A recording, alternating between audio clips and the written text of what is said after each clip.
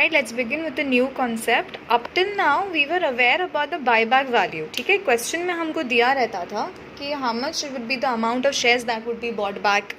ठीक है, हमेशा some number of shares या 50% of the equity share capital would be bought back, ऐसी सब इन्फॉर्मेशन हमें दी रहती थी.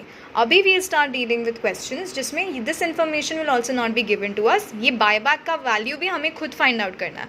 ठीक है, कितने शेयर्स कंपनी बायबैक करने वाली है ये भी नहीं दिया रहेगा सम में, हमें खुद फाइंड आउट करना है. Okay, so let's start with understanding a basic concept. ठीक है, आपका equity base comprises of what, पहले हम वो देखते हैं. ठीक है, so start making a note of this thing. I am not able to make a power point slide at this moment of these things, तो मैं ऐसे ही रिकॉर्ड कर रही हूँ इसको. तो आप एक काम करो, मैं ये कर दूँगी आपको provide, but start making a note of it so अपनी सम में डिफ़िकल्टी ना हो. ठीक है, so what does the equity base comprise of. Okay, पहला तो उसमें जो आता है paid up equity share capital, we have your preference share capital, revenue reserves. ठीक है, वी हैव रेवेन्यू रिजर्व्स. उसमें रेवेन्यू रिजर्व्स में एक्सक्लूड क्या क्या हो जाता है आपका, रीवैल्यूएशन रिजर्व नहीं आएगा, स्टैट्यूटरी रिजर्व्स नहीं आएगा, डेप्रिसिएशन रिजर्व्स नहीं आएगा, रिबेट एंड अलाउंस रिजर्व ये सब एक्सक्लूड हो जाएगा. तो बेसिकली आपका इक्विटी बेस करके देयर बी अ कंसेप्ट जिसमें आपका paid up equity share capital है, प्रेफरेंस शेयर कैपिटल है, securities premium and revenue reserves हैं. ठीक है, रेवेन्यू रिजर्व्स में आपका जनरल पीएनएल एंड अपना जनरल रिजर्व्स अकाउंट आ जाएगा. ठीक है, ठीक है ना. The same thing is written over here. In order to find out the number of shares to be bought back we go for the least of the following. ठीक है, number of shares to be bought back हमें नहीं दिया रहेगा, तो हम क्या करेंगे, यहाँ पर इन्होंने हमें 3 केसेस दिए हैं. ठीक है, start writing down your cases. हमारा केस नंबर 1, जो हमारे पास बॉट बैक अमाउंट नहीं दी होगी तो हम कैसे कैलकुलेट करेंगे कितने number of shares bought back किया है, बाय बैक किया है. So what will take is, हम लोग ना ये केस 1, 2 एंड 3 का लीस्ट अमाउंट लेंगे, ऐसे हम कैलकुलेट करेंगे. Okay, start writing down your case number 1. Your case number 1 tells you 25% of paid up equity share capital को लो एंड देन उसको डिवाइड कर दो with FV, that is your face value of your equity share capital. ठीक है, तो case number 1 क्या है, 25% of your paid up equity share capital. Right it down. Case number 1, 25% of your paid up equity share capital divided by the face value of your equity shares.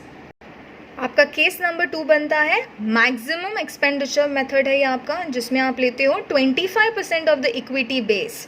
ठीक है, equity share capital जो आपके case 1 में था ना, underline that, equity share capital को circle कर दो. और केस 2 में आपका 25% ऑफ इक्विटी बेस है ना, उसको सर्कल कर दो. ठीक है, equity share capital and equity base में फ़र्क है. हमने अभी देखा इक्विटी शेयर कैपिटल में तो सिर्फ इक्विटी शेयर कैपिटल आएगा, बट इक्विटी बेस में preference share capital, securities premium, revenue reserves, ये सारी चीज़ें भी आ जाएंगी. सो केस नंबर 2 में आप क्या करोगे, आप 25% ऑफ द इक्विटी बेस ले लोगे, मतलब सब आ गया, equity share capital, preference share capital, securities premium and your revenue reserve, and you will divided by. Case 1 में देखो face value of equity share था, यहाँ पर है आपका market value of the equity shares. ठीक है, दैट इज योर बायबैक का अमाउंट. बायबैक का amount will be given to you कि इतने अमाउंट पे बायबैक होने वाला है. नंबर ऑफ शेयर्स कितना बायबैक है वो नहीं दिया रहेगा, लेकिन एक पर शेयर वैल्यू आपको दिया हुआ रहेगा. ठीक है, तो उससे हम डिवाइड कर देंगे. So write down your case number 2, 25% of your equity base divided by the market value of your equity shares, bracket में the buyback amount per share. अब हमारा केस 3 देख लो. केस 3 में हमारा डेट इक्विटी रेशियो है 2:1 का. तो इक्विटी बेस, ठीक है, इक्विटी बेस जो ऊपर से हमने डेफिनेशन में से लिया था, minus 50% of your borrowed funds. ठीक है, 2:1 पे कैसे आएंगे हम, equity base minus 50% of the borrowed funds, the whole upon buyback amount. ये केस 2 एंड केस 3 का denominator is the same. So equity base minus 50% of your borrowed funds divided by the buyback amount, that is nothing but your market value of your equity shares.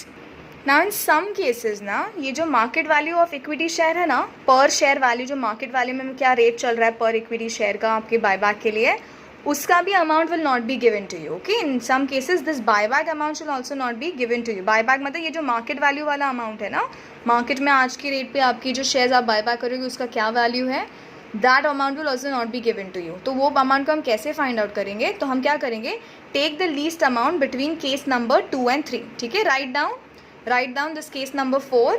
that in case the market value of equity share का amount is not given to us, the market value of the equity shares amount is not given to us, how will we find that out? We'll take the least amount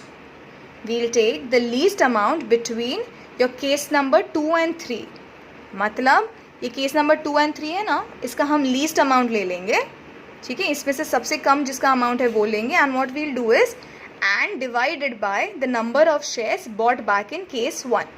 basically इसका हम least amount लेंगे और उसको हम divide कर देंगे case 1 के जो भी जितने नंबर ऑफ शेयर्स हमें केस 1 में मिलेंगे उससे हम डिवाइड कर देंगे, ठीक है. So these 4 cases I will be uploading on the screen as well. Just make a note of it.